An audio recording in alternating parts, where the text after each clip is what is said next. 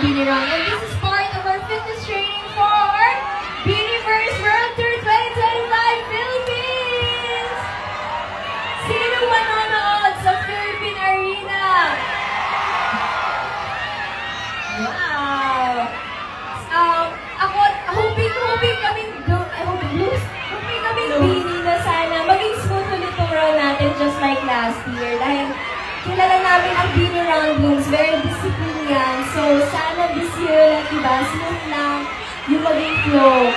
And good luck, good luck. Kabati ko lang yung thank you, Bloom, sa pag-isip ng aga. Ang git ng payong talaga. Maraming salamat po. Mag-enjoy mo tayo today.